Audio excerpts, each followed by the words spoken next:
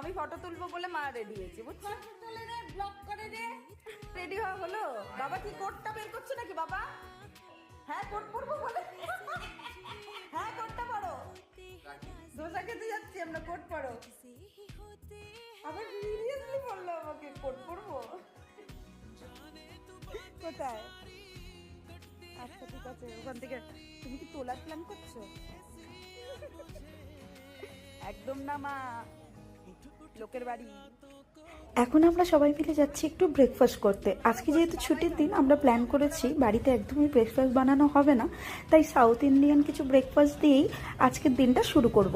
তাই বাবা মাকে অনেক দিন ধরেই ইচ্ছে ছিল এই দোকানটার ধোসা বা যে কোনো সাউথ ইন্ডিয়ান ফুড ট্রাই করানোর, কারণ এর আগে আমরা এখানে খেয়েছি আর ভীষণ টেস্টি। যেহেতু এটা একদমই আনহেলদি, তো আমরা একটু অ্যাভয়েড করি, মা বাবাকেও খুব একটা খাওয়াই না।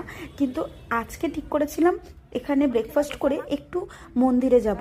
আমাদের মানিকোন্ডাতে একটা খুব সুন্দর মন্দির আছে, যেটা পাহাড়ে চড়ে উঠতে হয়। তো আমরা যেহেতু আজকে গাড়ি নিয়েই বেরিয়েছি, তো আমরা গাড়ি করেই আজকে উঠবো।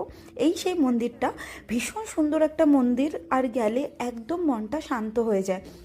আর আজকে যেহেতু বাড়িতেই আছি, তাই মাকে বলেছিলাম আজকে তোমার ছুটি। সাধারণত যেদিন যেদিন আমার অফিস ছুটি থাকে, মাকে বলি কিছু একটা রান্না করব, যেটাই রান্না করব সেটা কিন্তু আমি রান্না করব। তাই খুব একটা বাড়িতে কাজ নেই, খুব সিম্পল রান্না বান্না বাড়িতে করব। তাই এখানে কিছুটা সময় কাটিয়ে 11টা নাগাদ বাড়ি যাব। তারপরে বাড়িতে গিয়ে একটু রান্নাবাড়ি করে খাওয়া দাওয়া করে বিকেলে আমরা দুজন একটু হাঁটতে বেরোবো, মানে মা আর আমি। যদি অরিজিৎ যেতে চায় তাহলে যাবে, না হলে আমরা দুজনেই চলে যাব। পাগলের নৃত্য। মাকে অনেকবার বারণ করা সত্ত্বেও মা একটু শাক বানালো। বাদ বাকি চিকেন আর রাইসটা আমি বানিয়েছিলাম, আর একটু স্যালাড কেটেছিলাম। এইটুকুই করে সন্ধ্যাবেলা দুজন মিলে একটু হাঁটতে বেরিয়েছিলাম। অরিজিৎ তো আমাদের সাথে গিয়েছিল, তবে আমরা অনেকক্ষণ হেঁটেছি। হেঁটে একটু ক্রিসমাসের দিন একটু কেক না খেলে হয়, তাই ভাবলাম একটু পেস্ট্রি মাকে খাওয়াই আর আমি একটু প্যাটিস খাই।